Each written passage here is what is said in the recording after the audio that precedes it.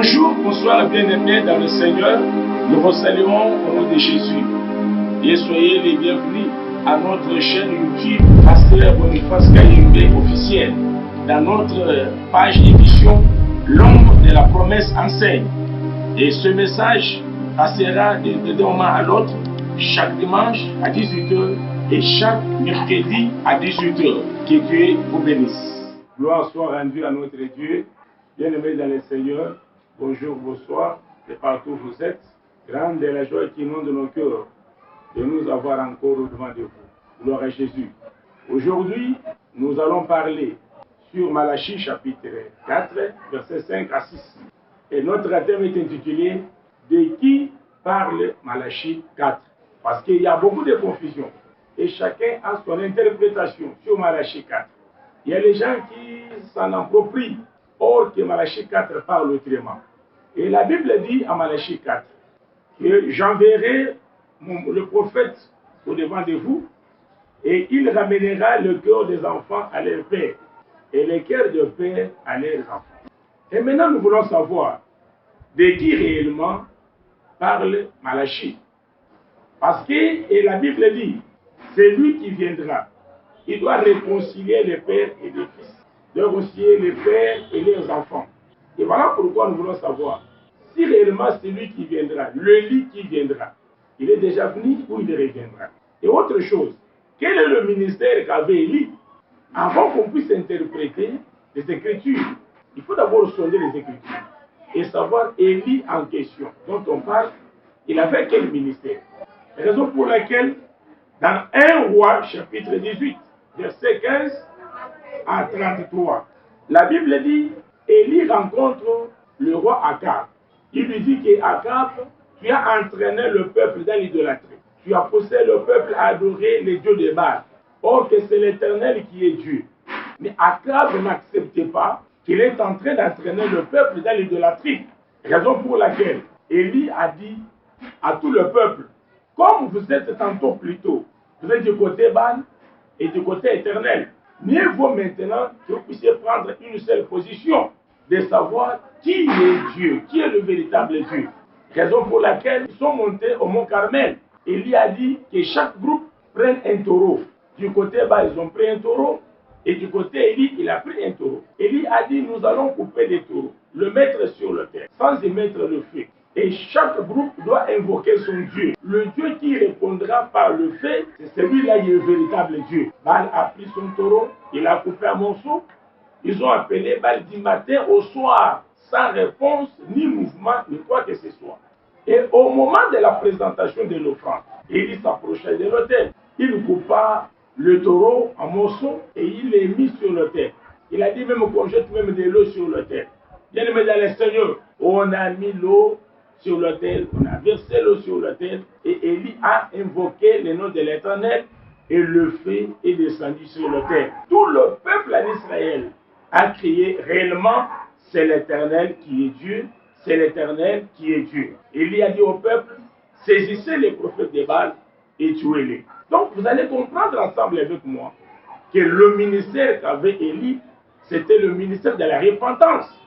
Élie ramenait les gens sur la bonne voie.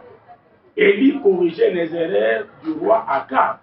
Et Élie voulait la réconciliation entre le peuple d'Israël. Voilà pourquoi. Et quand nous connaissons maintenant le ministère d'Élie, nous allons savoir qui maintenant a hérité le ministère qu'avait Élie. Et la Bible dit encore, du vivant d'Élie, 1 Roi chapitre 21, versets 17 à 29. Roi Akab a récupéré par force le champ qui était à Naboth. Après avoir tué Naboth, il a récupéré son champ. Élie le prophète est allé rencontrer Akab. Il lui a dit, tu as péché d'avoir tué Naboth et de récupérer son champ. Akab, écoute, là où les chiens ont léché le sang de Naboth, c'est là où les chiens lécheront aussi ton sang. Il a dit en face. Et Akab a compris qu'il a péché. Et Akab s'est repenti. Akab s'est humilié devant l'Éternel. Donc, bien aimé, vous allez comprendre que le ministère puissant qu'avait Élie, c'était le ministère de la repentance, de ramener les gens sur la bonne voie et de ramener les gens devant l'Éternel, Dieu des armées. Mais maintenant, la question est de savoir, que dit de qui marche parle Malachie, chapitre 4? À notre temps, à notre ère, à notre époque, de qui parle Malachie 4? Nous allons lire avec vous en Luc chapitre 1. Luc chapitre 1, verset 11 à 17. Je vais lire ensemble avec vous parce que nous voulons mettre les points sur les i. Donc nous sommes sur Luc chapitre 1, verset 11 à 17. La Bible dit ceci. Nous voulons faire parler la Bible. Alors, ça c'est verset 11. Et l'ange du Seigneur apparut à Zacharie, et s'était debout à droite de l'autel des parfums. Zacharie fut troublé en le voyant, et la frayeur s'empara de lui. Mais l'ange lui dit, ne crains point Zacharie, car ta prière a été exaucée. Ta femme, Élisabeth, t'enfantera un fils, et tu donneras le nom de Jean. Il sera pour toi un sujet de joie et d'allégresse, et plusieurs se réjouiront de sa naissance, car il sera grand devant le Seigneur, il ne boira ni vin, ni liqueur enivrante, et il sera rempli de l'Esprit Saint de le sein de sa mère. Il ramènera plusieurs des fils d'Israël au Seigneur leur Dieu, il marchera devant Dieu avec l'esprit et la puissance d'Élie, pour ramener les cœurs des pères vers les enfants et les rebelles à la sagesse des justes, afin de préparer au Seigneur un peuple bien disposé. Donc vous allez comprendre que, à la naissance de Jean-Baptiste, l'ange est venu auprès de Zacharie. Il lui dit, ta femme Élisabeth qui est stérile enfantera un fils et son nom sera Jean. Et il marchera avec l'esprit et la puissance d'Élie. Donc maintenant vous allez comprendre petit à petit qu'il n'y a pas moyen de faire entrer quelqu'un sur Malachie chapitre 4 parce que déjà le message vient du ciel où on nous annonce clairement. Je n'ai pas ajouté quelque chose. C'est la Bible qui dit. Donc on nous dit clairement que l'enfant s'appellera Jean et il marchera avec l'esprit et la puissance d'Élie pour ramener le cœur des enfants à leur père, ramener le cœur des enfants d'Israël à leur Seigneur, à leur l'Éternel Dieu. C'est-à-dire, le ministère qu'avait Élie était de réconcilier les hommes. Ça c'est un, de deux, réconcilier le peuple avec l'Éternel Dieu d'Israël. Donc, à ce niveau-là, on peut lire encore Matthieu. Matthieu chapitre 17. Matthieu chapitre 17. Nous allons lire ensemble avec vous. On doit faire parler la Bible au lieu de parler à la place de la Bible. Matthieu chapitre 17, verset 10 à 13. La Bible nous dit ceci. Les disciples lui firent cette question. Pourquoi donc les scribes disent-ils qu'Élie doit venir premièrement? Il répondit, il est vrai qu'Élie doit venir et rétablir toutes choses. Mais je vous dis qu'Élie est déjà venu, qu'ils ne l'ont pas reconnu et qu'ils l'ont traité comme ils l'ont voulu. De même, le Fils de l'homme souffrira de leur part. Les disciples comprirent alors qu'il leur parlait de Jean-Baptiste. Donc ça, c'est les disciples qui posent la question à Jésus. Les scribes disent que, avant toute chose, Élie doit venir. Jésus répond. Il dit aux disciples, oui, Élie doit venir. Mais Élie était déjà venu. Ils ne l'ont pas reconnu. Ils l'ont traité comme ils ont voulu le traiter. Donc vous allez comprendre que Élie était déjà venu avant l'arrivée de Jésus. Élie était déjà venu et c'est lui-même qui avait baptisé Jésus. Et Élie dont on parle ici, ce n'est pas un homme, ce n'est pas un Américain, ni un Européen, pas même un Congolais. Donc Élie dont on doit parler ici, donc c'est notre bien-aimé Jean-Baptiste selon les Écritures. Gloire soit rendue à notre Dieu. Donc, vous allez comprendre, chers téléspectateurs, pour éviter des grandes confusions qui sont en train de naître dans le monde de l'Église, où les gens s'autoproclament chaque jour, nous sommes ceci, nous sommes cela, or que la Bible est déjà pleine. Il n'y a pas moyen de faire entrer encore quelqu'un autre à la place d'une autre personne dans la Bible. Parce que même parmi les 12, ils étaient 12.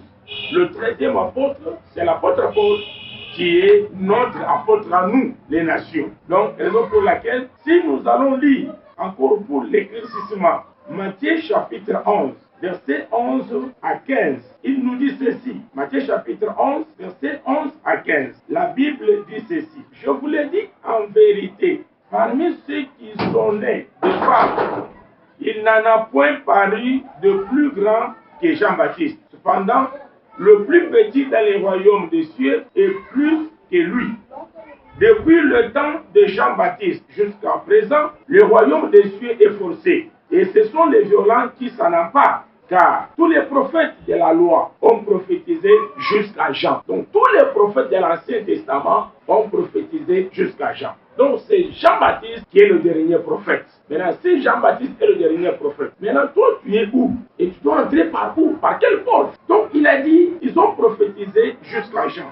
Et si vous voulez les comprendre, c'est Jésus qui parle. Et si vous voulez les comprendre, c'est lui qui est Élie qui devait venir. Que celui qui a des oreilles pour entendre, entende. Ça sont les paroles de Jésus lui-même. Qu'est-ce que Jésus dit? Il dit à ce qui concerne l'arrivée d'Élie, Élie est déjà vu, Élie est déjà là. Donc Élie dont on parle, c'est Jean-Baptiste et non n'importe qui, que les gens peuvent s'inventer, que les gens peuvent se taper la poitrine, disant que Élie, c'est telle ou telle personne. Donc maintenant, la Bible dit ceci, Élie qui devrait venir, ce n'est que Jean-Baptiste et non notre frère William Marion Branham. C'est bien aimé dans le Seigneur. Même lui-même, Branham en question, il ne sait pas dire qu'il est Jean-Baptiste non plus. Il ne sait pas dire qu'il est Élie. Non, non. Même si tu veux parler et parler, mais il faut savoir qu'il y a certaines choses que tu ne peux pas déborder. Il y a certaines choses que tu ne peux pas parler n'importe comment parce que la Bible reste la Bible. Donc ici, on doit comprendre, et ici, nous sommes sûrs et certains, ensemble comme un seul homme, que Malachie chapitre 4, versets 5 à 6 ne parle pas de Branham, mais Malachie chapitre 4 nous parle de Jean-Baptiste. C'est lui qui est venu avec le message de la repentance. Bien-aimés dans le Seigneur, si Dieu appelle quelqu'un, il donne un message. Chaque appel a un message, et chaque ministre a son message. Le message de Jean-Baptiste était basé sur la repentance et la réconciliation. Donc, si le bien-aimé est appelé de Dieu, il doit avoir son propre message et non de dire que c'est lui qui est Élie, dont la Bible a dit non, et noir sur blanc, verset contre verset. Nous sommes sûrs et certains, moi et vous, nos chers téléspectateurs, qu'aujourd'hui, sans commentaire, sans fanatisme, c'est Jean-Baptiste qui est Élie dont nous a parlé les Écritures. Raison pour laquelle à son arrivée, Jésus s'est approché de lui et l'a baptisé Jésus. Il a dit, voici l'agneau de Dieu qui ôte les péchés du monde, et le ciel a parlé, il a témoigné sur Jésus. Et que Dieu vous bénisse. Notre question du jour, la polygamie est-elle autorisée chez les hommes de Dieu ou chez les fidèles ou les croyants? Je dirais non. La polygamie n'est pas autorisée. Pourquoi? Parce que dans le jardin d'Éden, Adam avec une seule femme. Je répondais au nom de Ève. Et l'apôtre Paul dit, selon moi, il a fallu que tout homme reste seul sans toucher à une femme. Mais pour éviter l'impudicité, que chaque homme ait sa femme et que chaque femme ait son mari. Donc on n'a pas autorisé à un homme d'avoir 2 femmes, 3 femmes, ou à une femme d'avoir 2 ou 3 maris non plus. Dieu a créé un homme pour une femme et une femme pour un homme. C'est la raison pour laquelle la Bible dit, Dieu les a créés l'homme et la femme. Et voilà pourquoi l'homme quittera son père, sa mère, s'attachera à sa femme et non s'attachera à ses femmes. Donc c'est jusqu'aujourd'hui. La polygamie n'est pas autorisée dans la Bible, même si tout le monde le fait. Mais Dieu ne le fait pas. Merci. Et Dieu vous bénisse. C'est votre humble serviteur, révérend Pasteur Boniface Kayembe, l'homme de la promesse, dans notre chère émission, l'homme de la promesse enseigne. Notre numéro est sous notre table 085 250 57 29. Si vous voulez nous contacter, vous nous aurez facilement. Que Dieu vous bénisse. À la prochaine.